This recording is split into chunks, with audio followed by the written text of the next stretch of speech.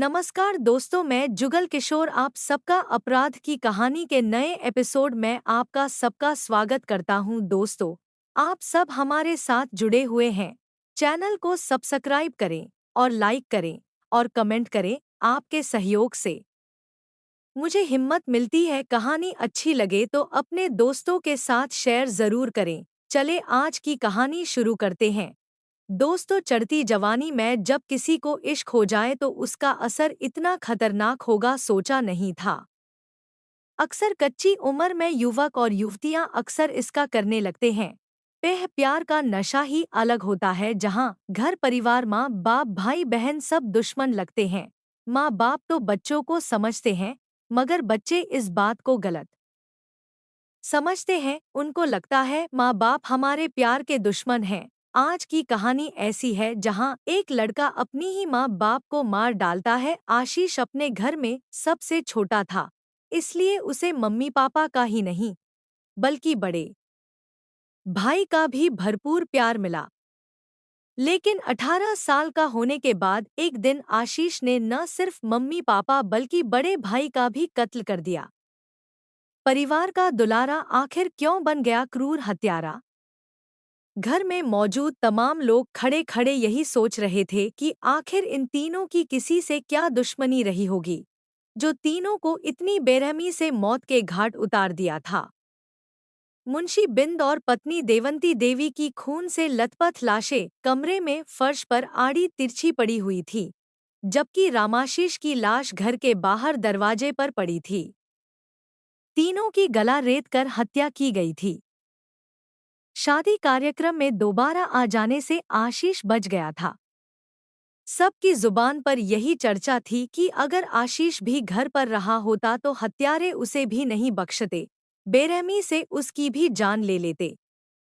उत्तर प्रदेश के गाजीपुर जिले के थाना नंदगंज के अंतर्गत एक गांव कुसुमी कला खिलवा पड़ता है। इसी गांव में 45 वर्षीय मुंशी बिंद अपनी पत्नी देवंती देवी और दो बेटों रामाशीष 20 साल और आशीष 18 साल के साथ हंसी खुशी से रहता था। मुंशी बिंद का परिवार छोटा था, जिसमें सब हंसी खुशी से रहते थे। मुंशी बिंद मुंबई में रहकर टाइल्स लगाने का काम करता था। इस काम से उसे अच्छा मुनाफा होता था। 6 जून 2024 को वह एक जरूरी काम की वजह से मुंबई से घर आया था, लेकिन कुछ परेशानी की वजह से वह काम पूरा नहीं हो पाया था, इसलिए उसे कुछ दिनों तक गांव में ही रुकना पड़ा। बात 8 जुलाई 2024 की थी। इस दिन गांव में मुंशी बिंद के पट्टीदार के घर शादी थी। शादी में मुंशी बिंद के परिवार को भी आमंत्रित किया गया था। पत्नी और दोनों बेटों के साथ वह शादी में शामिल हुआ और देर रात तक पार्टी का आनंद लिया। उसे अब थकान हो रही थी, सो रात 11 बजे के करीब परिवार सहित वह घर लौट आया।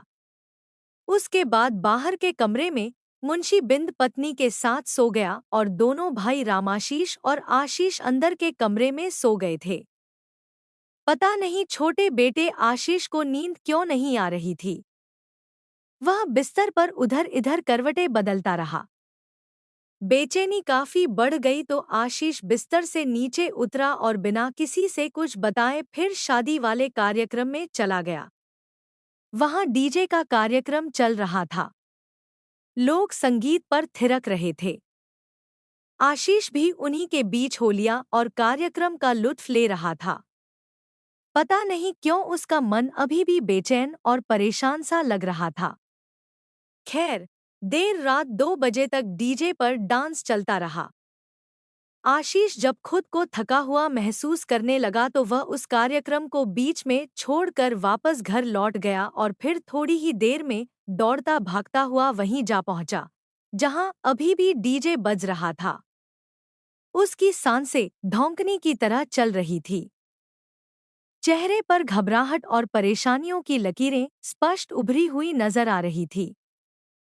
जब उसे कुछ समझ में नहीं आया तो उसने डीजे को बंद करा दिया और हांफते हुए हाथ का इशारा अपने घर की तरफ किया और बोला, वहाँ, वहाँ, किसी ने मेरे मम्मी पापा और भाई को मार डाला है। इतना कहकर दहाड़ मारकर वह रोने लगा। किसने किए 3 मर्डर। आशीष के रोने की आवाज सुनकर शादी वाली जगह पर सन्नाटा छा गया और जो जहां था उसके पांव वहीं थम गए। वे दौड़ते भागते आशीष के घर पहुंच गए। घर पर आशीष के मम्मी पापा और भाई की खून से सनी लाशें पड़ी थी। रात में ही तीनों की हत्या की खबर पूरे गांव में फैल गई थी। यह खबर जैसे ही उसके बड़े भाई रामप्रकाश बिंद को मिली, उसकी आंखों से नींद ओझल हो गई। वह जिस हाल में था, मौके पर जा पहुंचा। इतना ही नहीं, घर परिवार के लोग मौके पर जा पहुंचे थे। बड़ा भाई रामप्रकाश और उसकी मां यही सोच सोच कर परेशान हुए जा रहे थे कि आखिर किसने और क्यों तीनों के कत्ल किए होंगे, जबकि वे ऐसे नेचर के नहीं थे।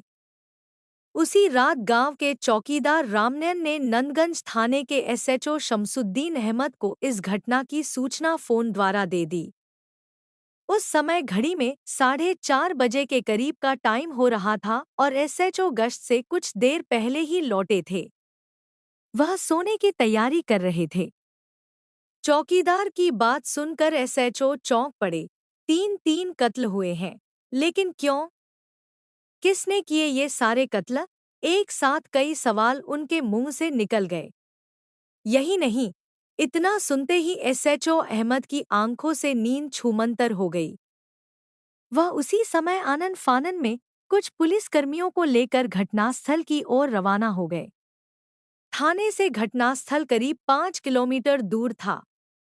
थोड़ी देर में पुलिस घटनास्थल पर पहुंच गए। एसएचओ अहमद ने दिल दहला देने वाली घटना की जानकारी एसपी गाजीपुर ओमवीर सिंह को भी दे दी। सूचना पाते ही फोरेंसिक टीम भी मौके पर पहुंच गई थी। पुलिस टीम जांच में जुटी हुई थी। यही नहीं, दिल दहला देने वाली इस घटना की जानकारी वाराणसी जोन के अपर पुलिस महानिदेशक पीयूष मोडिया तक जा पहुंची थी। उन्होंने एसपी ओमवीर सिंह को निर्देश दिया कि वह जल्द से जल्द घटना का खुलासा कर आरोपियों को जेल के पीछे भेजें। पुलिस ने सबसे पहले लाशों का मुआयना किया। मौका मुआयना से पता चला कि हत्यारों ने किसी धारदार हथियार से गले पर वार कर तीनों की हत्या की थी। हत्यारों का मकसद सिर्फ उनकी हत्या करना था, क्योंकि अगर उन्होंने लूटपाट करने के उद्देश्य से घटना को अंजाम दिया होता तो घर का सामान तितर-बितर होता, जबकि घर का सारा सामान अपनी जगह पर था। आशीष ने उगली चौंकाने वाली सच्चाई। बहरहाल, पुलिस ने लाशों का पंचनामा भरकर उन्हें पोस्टमार्टम के लिए जिला अस्पताल भेज दिया। पुलिस ने हत्या के बारे में मृतक के बड़े भाई रामप्रकाश से पूछताछ की तो पता चला कि 1 महीने पहले पड़ोसी राधे बिंद ने फोन पर मुंशी को जान से मारने की धमकी दी थी। एक पंचायत में हुए फैसले को लेकर राधे बिंद उससे काफी नाराज था। रामप्रकाश बिंद के बयान के आधार पर पुलिस ने राधे बिंद को गिरफ्तार कर लिया। पुलिस पूछताछ में वह एक ही बात रटता रहा कि वह निर्दोष है, उसने किसी का कत्ल नहीं किया। रंजिशन रामप्रकाश और उसके घर वाले उसे फंसा रहे हैं। लाश का पोस्टमार्टम करवाकर दोपहर बाद पुलिस ने उसे रामप्रकाश को अंतिम संस्कार के लिए सुपुर्द कर दिया। जांच पड़ताल के दौरान एक ऐसा सुराग पुलिस के हाथ लगा, जिसने घटना का रुख मोड़ दिया और बिना समय गंवाए पुलिस की एक टीम श्मशान घाट जा पहुंची। वहां तीनों लाशों का अंतिम संस्कार किया जा चुका था और लोग अपने घरों को लौट रहे थे। तभी पुलिस वहां आ धमकी थी। फिर पुलिस बड़ी चतुराई से परिवार में एकमात्र बचे आशीष को थाने ले आई। यह देखकर सभी हैरान हो गए। रामप्रकाश बिंद भी उसके साथ साथ हो लिए। थाने में पुलिस उसके साथ सख्ती से पूछताछ करनी शुरू की। पहले तो उसने नानुकुर किया, पुलिस को इधर-उधर घुमाता रहा। लेकिन जब देखा कि अब पुलिस के शिकंजे से बच पाना उसके लिए मुश्किल है तो उसने सच बता देने में ही अपनी भलाई समझी और सारी सच्चाई बयां करते हुए बोला, हाँ, हाँ, हाँ, मैंने ही मम्मी, पापा और भाई की हत्या की है। भाई को मैं मारना नहीं चाहता था, लेकिन उसने मुझे मम्मी पापा का कत्ल करते हुए देख लिया था और उसने शोर मचाना शुरू कर दिया। मैं कहीं पकड़ा न जाऊं, इसी डर से मैंने उन्हें भी मार डाला। आशीष पुलिस के सामने अपने दुस्साहस की कहानी ऐसे सुना रहा था जैसे वह मैराथन दौड़ जीत कर आया हो। न तो उसके माथे पर पसीने की एक भी बूंद छलकी और न ही चेहरे पर पश्चाताप के कोई भाव ही दिख रहे थे। ढीठ की तरह अपनी अकड़ का प्रदर्शन कर रहा था। भतीजे के मुंह से उसकी खूनी करतूत सुनकर बड़े ताऊ राम प्रकाश बिंद हैरान परेशान और दुखी थे। उन्हें तो यकीन ही नहीं हो रहा था कि मासूम सा दिखने वाला आशीष जो कह रहा है वह सच भी हो सकता है। पहले प्यार का ऐसे हुआ एहसास 18 साल के आशीष पर माँ बाप के लाड प्यार और उनके परवरिश पर एक लड़की का प्यार इस कदर हावी हुआ कि उसने अपने ही हाथों परिवार को नेस्तनाबूद कर डाला। नादान इश्क की जो कहानी सामने आई वह इस प्रकार थी। मुंशी बिंद के पड़ोस में राधे बिंद अपने परिवार के साथ रहता था। 6 सदस्यों वाला उसका खुशहाल परिवार था, जिनमें 2 बेटे और 2 बेटियां थीं। गाजीपुर में ही रहकर राधे बिंद एक प्राइवेट कंपनी में नौकरी करता था। 16 वर्षीय नंदिनी बिंद राधे की सबसे बड़ी बेटी थी और जान से प्यारी भी उस पर जान छिड़कता था वह। और जान छिड़के भी क्यों न, वह थी ही इतनी काबिल और होनहार कि वही नहीं, घर के सभी उस पर जान छिड़कते थे। नंदिनी जितनी काबिल थी उतनी ही खूबसूरत भी थी। उसकी सुंदरता और चंचलता पर हर किसी को प्यार आता था।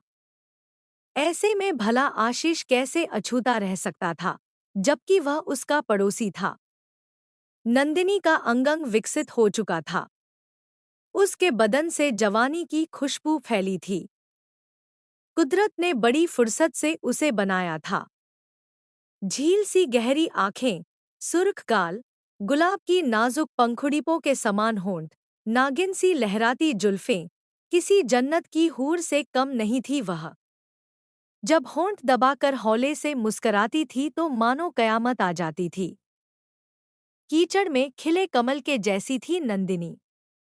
उसकी मोहक अदा और गोरे रंग पर आशीष पूरी तरह फिदा था।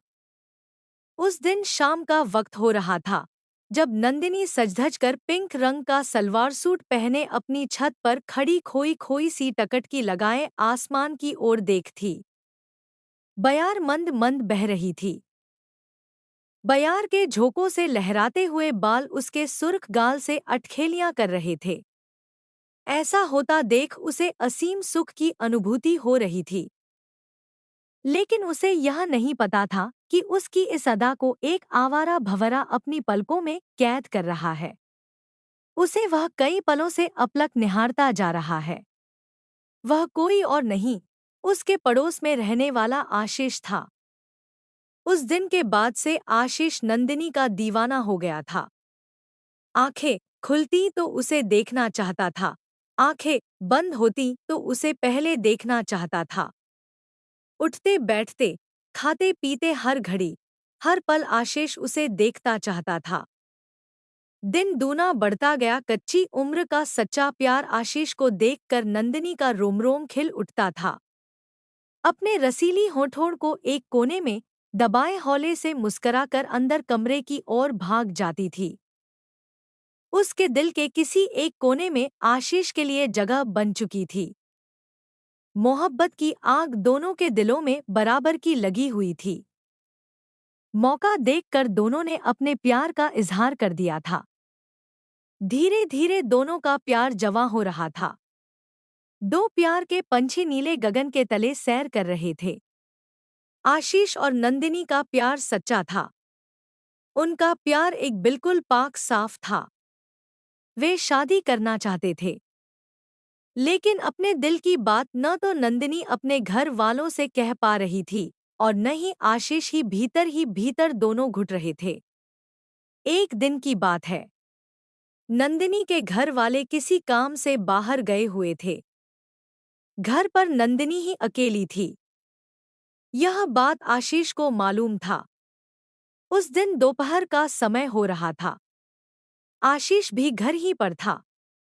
मौका देखकर वह नंदिनी से मिलने दबे पांव उसके घर में घुस गया। अचानक आशीष को सामने देखकर नंदिनी चौंक गई। तुम यहाँ? इस वक्त किसी ने देख लिया तो? सकपकाती हुई नंदिनी फुसफुसाते हुए बोली। हाँ, मैं। आशीष ने उसी के अंदाज में जवाब दिया। कोई देख लेगा तो देख लेने दो, मेरे ठेंगे से मैं किसी की परवाह नहीं करता। कोई काम था क्या? हाँ, काम था। बोलो, तुम्हारे बिना मैं नहीं जी सकता नंदिनी। मुझे डर लगता है कि कहीं हमारे घर वाले हमारे प्यार के दुश्मन न बन बैठें। सो तो है, यह डर मेरे भी दिल में है। मैं भी सोच सोच कर परेशान रहती हूँ। मैं तो ये सोचती हूँ, जिस दिन मम्मी पापा को हमारे प्यार के बारे में मालूम होगा तो कितनी बड़ी कयामत आ जाएगी। तुम्हें परेशान होने या चिंता करने की कोई जरूरत नहीं है, नंदिनी। जब तक मैं जिंदा हूँ, तुम सब कुछ मुझ पर छोड़ दो। जैसे तैसे मैं सब संभाल लूंगा। मेरा प्यार ही रांझे की तरह सच्चा है। हम एक साथ नहीं जी सके तो साथ मर तो सकेंगे ना। आशीष ना, तड़प कर बोली नंदिनी। फिर दोबारा मत कहना। हम हमारे प्यार को पाने के लिए जमाने से लड़ेंगे। मम्मी पापा को समझाएंगे। नंदिनी ने आशीष को समझाने की कोशिश की। इसके बाद दोनों घंटों प्यार भरी बातें करते रहे। नंदिनी और आशीष प्यार की दुनिया में खोए भविष्य के सुनहरे सपने देख रहे थे। इसी दौरान नंदिनी के घर वालों को उनके प्यार के बारे में सब कुछ पता चल गया था। नंदिनी के पापा राधे बिंद को जैसे ही बेटी की आशिकी के बारे में पता चला, उसके तन बदन में आग लग गई थी। उसने बेटी को तो आड़े हाथों लिया ही, आशीष की तो जलालत मलामत सब कर डाली थी। यहाँ तक कि राधे बिंद ने मुंबई में रह रहे आशीष के पापा मुंशी बिंद को बेटे को संभाल लेने की धमकी दी। एहसान करने पर उसने जान से मार देने की धमकी भी दे डाली थी। मुंशी बिंद ने राधे बिंद को समझाने की कोशिश की कि वह बेटे को नंदिनी से दूर रहने के लिए समझाएगा। परेशान मत हो, सब कुछ ठीक हो जाएगा। थोड़ा समय दे दो मुझे, मैं जल्द घर आ रहा हूँ। मैं सब कुछ ठीक कर दूंगा। फिर उसने फोन पर ही आशीष को भी समझाया और उसे जमकर डांट पिलाई कि पढ़ाई लिखाई की उम्र है, मन लगा कर पढ़ो। समय आने पर अच्छी लड़की देखकर शादी करा दूंगा। लेकिन ये छिछोरपना करना छोड़ दो, वरना मुझसे बुरा कोई नहीं होगा। बात इतने पर ही खत्म नहीं हुई। जिद्दी स्वभाव के आशीष ने पापा की बातों को अनसुना कर दिया। उसे पापा का डांटना भी अच्छा नहीं लगा। प्यार में अंधा हो चुका आशीष नंदिनी से किसी भी कीमत पर दूर नहीं होना चाहता था। इसके लिए वह किसी भी हद तक जाने को तैयार था। मगर नंदिनी का साथ छोड़ा उसे मंजूर नहीं था। राधे बिंद के समझाने के बावजूद आशीष का उसकी बेटी नंदिनी से मिलना और बातें करना बंद नहीं हुआ, बल्कि उस दिन के बाद से वह और उग्र हो गया और सारी हदें पार कर उससे मिलता रहा। राधे ने मुंशी को समझाया कि अब पानी सिर के ऊपर से गुजर रहा है। अपने बेटे के कदमों को रोक दो, वरना उसे जान से हाथ धोना होगा। फिर मत कहना कि तुमने ऐसा क्यों कर दिया। राधे बिंद के बार बार शिकायत करने पर मुंशी बिंद परेशान हो गया था। बेटे को समझाने का उस पर कोई असर नहीं हो रहा था। माँ और भाई को तो पुरुवापछुवा की बयार समझता था। उनके समझाने पर वह उन्हीं से लड़ पड़ता था। मजबूर होकर मुंशी बिंद को 6 जून 2024 को मुंबई से गाजीपुर आना पड़ा। उसके अगले दिन राधे बिंद ने गांव में पंचायत बुलाई। पंचायत में पंचों के सामने आशीष, उसके पिता मुंशी बिंद और भाई रामाशीष को बुलाया गया। पंचों ने उस दौरान मुंशी बिंद और उसके बेटे आशीष को जमकर लताड़ा बेटे की करतूत से। घर वालों का सिर शर्म से झुक गया था। पंचों ने जो जलालत मलालत की, सो अलग से पंचायत में तय किया गया कि लड़का और लड़की दोनों पर उनके घर वाले सख्त पाबंदी लगाएं। उन्हें मिलने से हर हाल पर रोकें। घंटों चली पंचायत में मुंशी बिंद का सिर झुका ही रहा। इसके बाद घर वालों ने आशीष पर पहरा लगा दिया। घर वालों की सख्ती से आशीष चिढ़ गया और उसे अपने ही घर वाले दुश्मन लगने लगे। मम्मी पापा की सख्ती से परेशान आशीष के मन में एक खौफनाक इंतकाम ने जगह बना ली। उसने तय कर लिया कि जो भी उसके प्यार में रोड़ा बनने की कोशिश करेगा, वह उसका सबसे बड़ा दुश्मन होगा, चाहे वह उसके मम्मी पापा ही क्यों न हों। उस दिन के बाद से आशीष अपने मम्मी पापा का दुश्मन बन गया और उन्हें रास्ते से हटाने के लिए अनेकानेक खतरनाक योजना बनाने लगा, मगर वह अपनी घिनौनी साजिश में कामयाब नहीं हो पा रहा था। मम्मी पापा की डांट और सख्त रवैये से आशीष विद्रोह पर उतर आया था। इधर आशीष की करतूतों से मम्मी पापा की पूरे गांव में थू-थू हो रही थी, इसलिए बेटे के प्रति उनका रवैया सख्त हो गया था। वे हर कीमत पर उसे नंदिनी से मिलने से रोक रहे थे, क्योंकि नंदिनी के पापा राधे बिंद ने आशीष को जान से मारने की भी धमकी दी थी। यह बात उसे पता नहीं थी। वह तो इस बात पर घर वालों से खार खाए हुआ था कि मम्मी पापा की वजह से ही उसे नंदिनी से मिलने नहीं दिया जा रहा है। आशीष को मम्मी पापा क्यों लगने लगे दुश्मन? घर वालों की सख्त पाबंदी के चलते आशीष ने उन्हें रास्ते से हटाने की खतरनाक योजना बना ली थी। बस उसे अंजाम देना शेष था। योजना को अंजाम देने के लिए आशीष सही समय का इंतजार कर रहा था और वह अपने खतरनाक इरादों में कामयाब भी हो गया। दरअसल 8 जुलाई 2024 को गांव में एक परिचित के घर तिलक का कार्यक्रम होना था। उस कार्यक्रम में मुंशी बिंद को परिवार सहित आने का न्योता मिला था। इस दिन को ही आशीष ने अंजाम देने को चुना। इसके पीछे उसका खास मकसद यह था कि लोग तिलक के कार्यक्रम में व्यस्त रहेंगे। डीजे के शोर में किसी को कुछ पता भी नहीं चलेगा और उस का काम भी पूरा हो जाएगा। तिलक की रात मुंशी बिंद अपने दोनों बेटों रामाशीष और आशीष के साथ कार्यक्रम में चला गया। देर रात 11 बजे खाना खाकर सभी वापस घर लौट आए। उसके बाद आगे बरामदे में मुंशी बिंद अपनी पत्नी के साथ सो गया और दोनों बेटे भीतर वाले कमरे में सो गए। बिस्तर पर जाते ही रामाशीष नींद की आगोश में समा गया, जबकि आशीष की आंखों से नींद कोसों दूर थी। उसके मन में तो कुछ और ही चल रहा था। पलटकर पहले उसने भाई को देखा, उसे हिला-डुला कर जांचा। वह पूरी तरह से नींद में जा चुका था। फिर वह दबे पांव बिस्तर से नीचे उतरा और उस ओर बढ़ गया, जहां उसके माँ बाप सो रहे थे। वे भी गहरी नींद में जा चुके थे। पापा मुंशी बिंद को देखते ही आशीष का चेहरा गुस्से से तमतमा उठा। आंखों से गुस्से का लावा फूट पड़ा और बदन कांपने लगा। उस पर खून सवार हो गया था। फिर क्या था? नींद में सो रहे पापा के गले की ओर उसके मजबूत हाथ बढ़ते गए और उसने गला दबाकर मार डाला। गहरी नींद में होने के बावजूद जब आशीष पिता का गला दबा रहा था तो उसके हाथों से छूटने के लिए वह बिस्तर पर फड़फड़ा रहा था। उसी बीच पत्नी उठ बैठी और पति को बेटे के हाथों से छुड़ाने लिए बेटे से भिड़ गई। आशीष ने देखा कि अब खेल बिगड़ जाएगा तो मम्मी देवंती को भी गला दबाकर मार डाला। उस दौरान उसने अपनी जान बचाने के लिए बड़े बेटे को नाम लेकर पुकारती रही। गहरी नींद में होने के बावजूद मां की आवाज सुनकर रामाशीष उठ गया और बाहर की ओर लपका, जिस ओर से आवाज आ रही थी।